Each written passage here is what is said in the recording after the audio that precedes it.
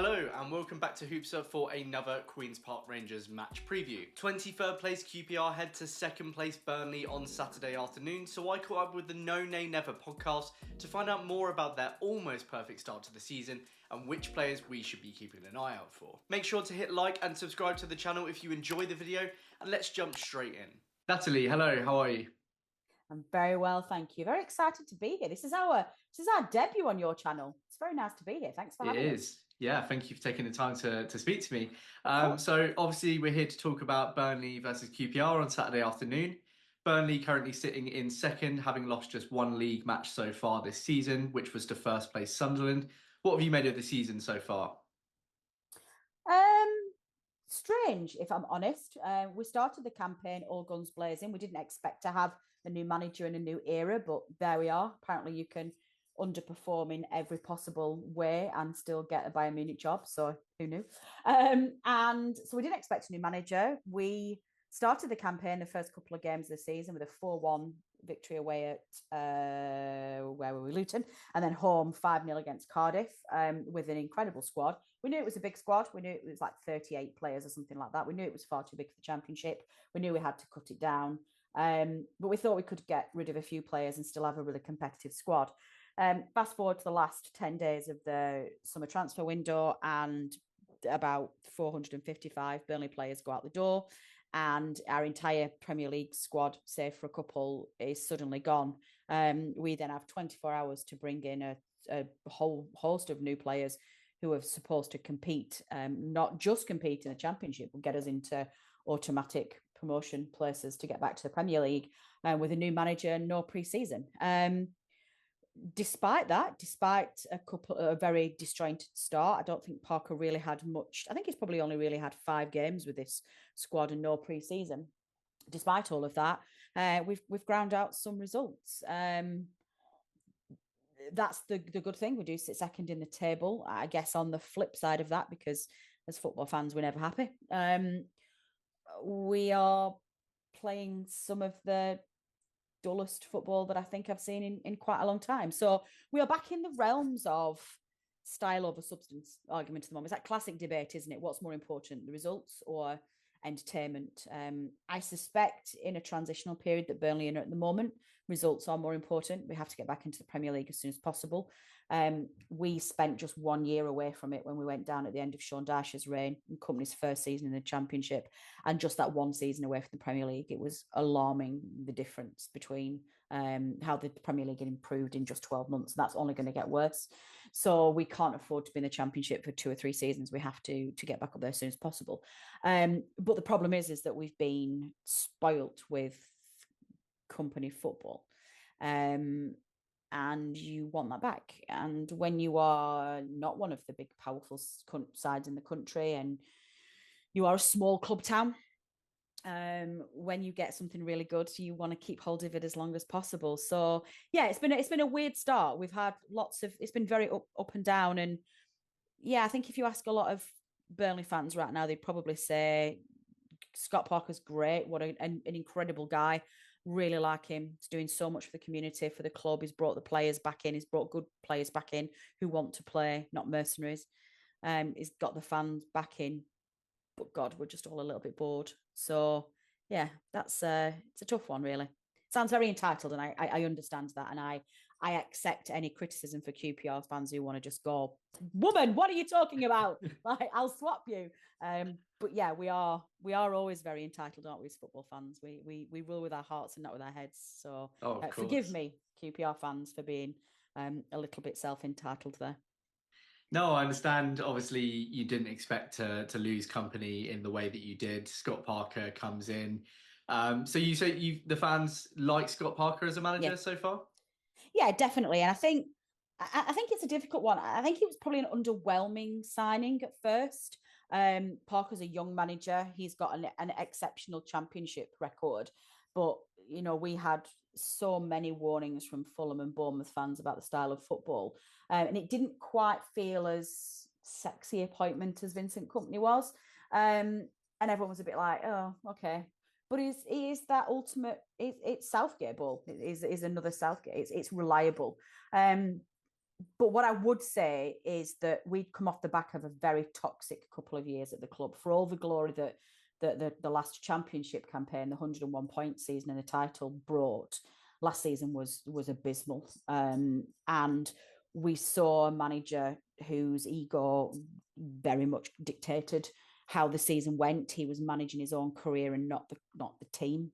He very much sacrificed. He paid for his own career success with Burnley's position in the Premier League, with the standard of some of the sides last season in the Premier League and the debacle with the points deductions that Forest and Everton got.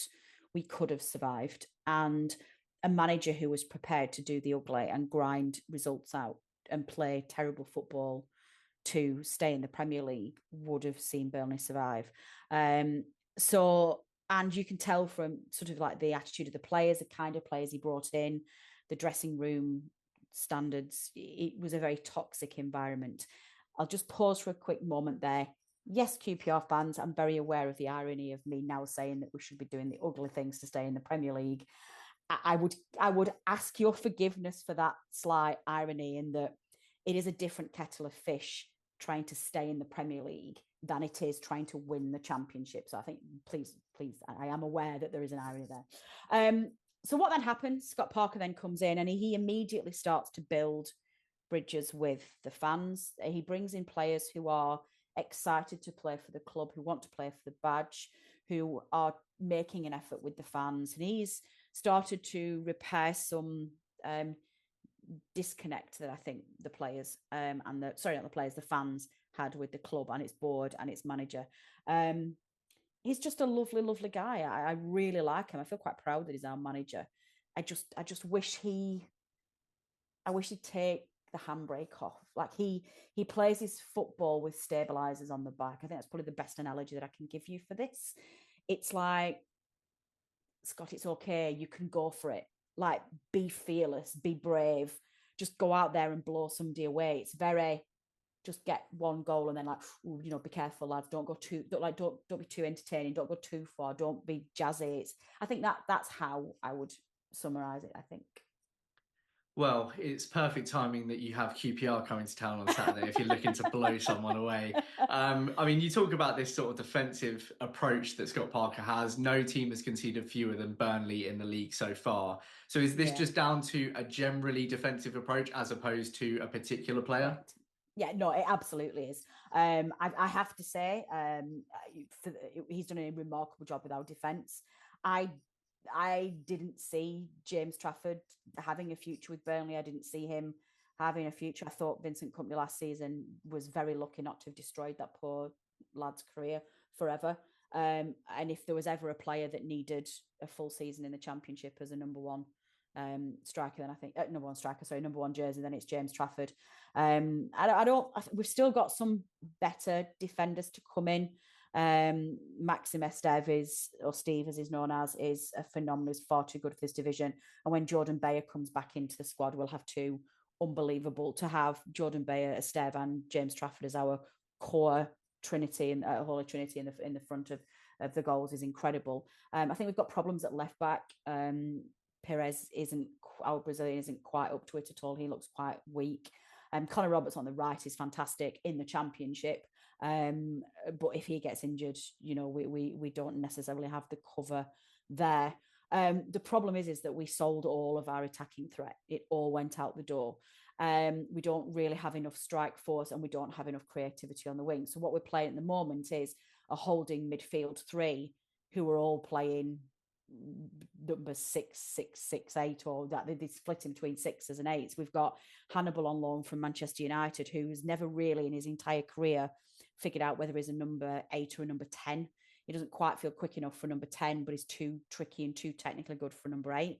He then doesn't quite fit that's where Josh Brownhill plays. And then we've got Luca Koleosho, who's our incredible wonder kid, but is carrying the whole weight of creativity on his shoulders. Lyle Foster should be far too good for this league, but is really out of form at the moment. And we've just bought Fleming in, and Zian Fleming, but he just needs to he will be our first choice striker, but he just needs to find his form. So at the moment, it's a combination of what I would call Southgate style tactics. It's all very pass. It's like passing to death. It's like, come on, can we do something with it? And, there's nobody running at defences, and there's nobody trying to break down stubborn defences. We'll get a shot. Somebody will make a really good pass through, and then somebody stops and turns around and has to pass it to the wing for them to have a go. It's like, oh, come on. That said, and I know for those of your listeners who want to watch the show, I know you're going to be a guest on our show later on tonight, so we'll come on to this when we're talking on our show. A lot of this depends on how you will play. We really struggle to break down a defensive side who comes with an intention to not lose the game rather than an intention to go out and proactively win it. If you defend deep, you may very well get a point out of the game, because we'd really, really struggle to break those teams down. So I'll be interested when I speak to you on our show later on. I'll be really interested to see how I think you will set up against us. Yeah, for sure. And of course, you mentioned Josh Brownhill. He's top scorer at the moment with 5 goals in 11. So is he the main man at the moment, or are there other particular players that QPR should be worried about? Well, I think you should be worried about our defence. I think particularly if you're not scoring a lot of goals at the moment, I think your best chance will be a set piece, and even then we're defending set pieces quite well. Generally speaking, we're not conceding goals, so I think you're just worried about our defence. Zian Fleming, you need to be concerned about.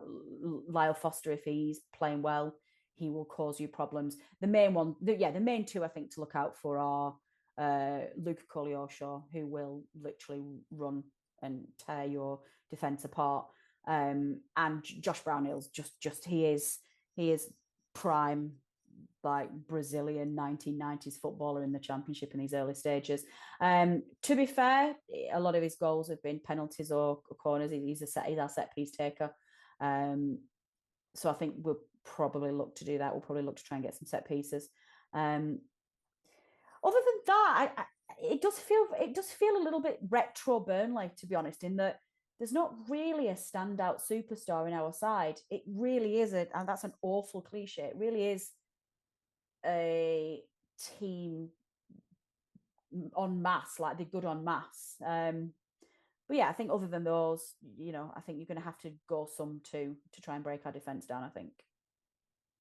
Now, Burnley have only lost one of their past 41 home games in the Championship. So you know who the last one was too. Yes, it was. And you know what? I love QPR for the remainder of their days, because you know what happened when we lost at home to you? You then won the league at Blackburn, is that right? Yes, well done. So it was set up. We'd not lost at home all season that season. We were on course for 110 points that season. And you were really struggling. I think had you changed your manager? You were really struggling to pull yourselves away from relegation. I think you just changed your manager, hadn't you, to Gareth try and get you away Ainsworth from we it? had And you after did. Neil Critchley. Yes, and you did really, really well, and you ended up surviving. And you came to Turf Moor, and it was supposed to be the Championship trophy was at Turf Moor, because we were supposed to lift the title that day. We were miles ahead of everybody else, and we didn't. You beat us, and that meant the Tuesday night we went to Ewood Park. Blackburn are like, there is, I can't explain to you the East Lancs derby, their level of hatred in that game, and to win the Championship title at Turf Moor. So I will be forever grateful that you guys beat us that day. Forgive me, who's QPR's main rivals? Is it Palace? Main rival? Well, Chelsea would be probably the most hated. Who do you hate the most? Chelsea, is it? Chelsea. Yeah. So imagine winning a title at Stamford Bridge. Like, that is why the Rovers stuff, isn't it? That's like incredible. So thank you from the bottom of my heart for beating us at Turf Moor and letting us, because that worked out well for everybody. We won the title at Ewood. You survived. Everybody went home happy. You played very well that day. I remember it. It was a very good performance from you guys. Well, it was a smash and grab, wasn't it? But it almost an inch perfect smash and grab. Yeah, I think you're giving yourself a bit of a disservice there. I think it was a better performance than you give yourselves credit for. You controlled the flow of the game, and you executed your game plan very, very well. So yeah, it was a good day out. So thank you. Yeah, I appreciate absolutely. It. Well, hopefully we can channel a bit more of that on Saturday afternoon. So to round us off, let's get your score prediction for Saturday. I've been predicting early on in the season. I was predicting silly results like 4-0, 5-0, but the reality is that this Burnley side doesn't have goals in it. If we can break you down and we can score first, I think it will be 2-0. If you score first, or it goes way too long before we get the opener, then it might be 1-1 or just a 1-0. But I'm always going to back my boys. Why wouldn't you? I even predicted Burnley win in the Premier League when we're away at City. So read into that what you will. But I'm going to say 2-0 to Burnley. Great. Well, Natalie, thanks so much for jumping on You're the welcome. channel, and all the best for the rest of the season. Thanks, guys. Thanks. Thanks so much again to the No Name Never podcast for chatting to me for this preview. You can check them out via the link in the description below. On to QPR now, and obviously this is the start of a very tough run of 4 fixtures over the next 2 weeks before the next international break. Even if we were in form, we'd be considering this a very tricky block of matches, so it's not exactly ideal that we're going into these without knowing our best 11 or setup more generally. And adding to a quickly growing mess are the absences of Mickey, Frey and Powell, now both confirmed to have been ruled out for a few weeks despite Mickey's being described as a minor calf injury just a few days ago.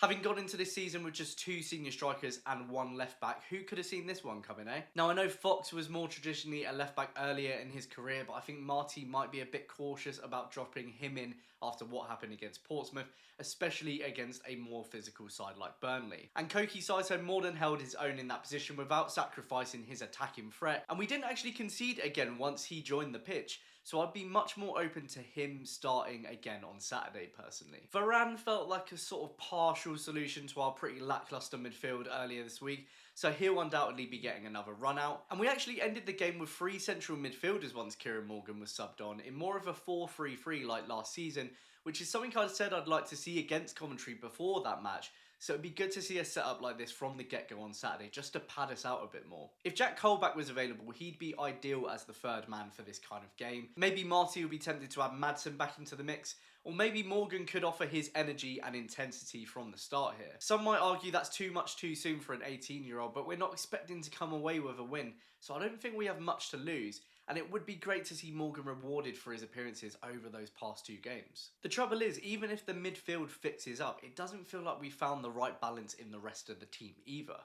At the back, we looked so exposed against Coventry every time they attacked, and up top, we looked really off balance until Chair and Dembele were subbed off, with Elias looking way off of match fitness, and Dembele's work off the ball not quite up to scratch. Once Anderson and Morgan were on the pitch, that seemed to be slightly corrected with their energy, so maybe we have been a bit too attack heavy this season by trying to cram in too many similar players at the same time. So I'd probably line up something like this, which admittedly doesn't feel strong enough to pick up a result away at Burnley, but I think it's probably the best we can do right now. Now, a lot of people have talked about the fact we tend to play up against teams higher in the league. Our only win so far this season came against Luton Town, and we came back for that big point away at Sheffield United. And as I said to No Name Never, QPR are of course the last championship side to win at Turf Moor under Gareth Ainsworth. But can we really rely on this weird trait when we're in such poor form right now? I had a look back at our results against the Parachute Payment Clubs over the past 5 and a bit seasons to get a bit of a better idea. From a total of 32 matches played, which includes our trips to Luton and Sheffield United this season, we've won 9, drawn 8 and lost 15, picking up 35 from a possible 96 points, and our record is more or less the same both home and away. To be honest though, I find it very hard to see us pulling off another shock result with how poor we've looked recently and without Frey and Powell, but maybe the pressure will be off and Burnley will be overconfident. Last season we picked up a win at champions Leicester and the seasons before champions Burnley, so you just never know with this football club. Anyway, match prediction time. With Burnley's defensive record this season, I just can't see it for this one unfortunately, so I'm going for a 2-0 Burnley win. Do let me know your own match predictions and thoughts ahead of this one in the comments below, and if you're not already a subscriber to the channel, make sure you hit like and subscribe, and I'll hopefully see you in my Burnley match reaction. Come on you Us!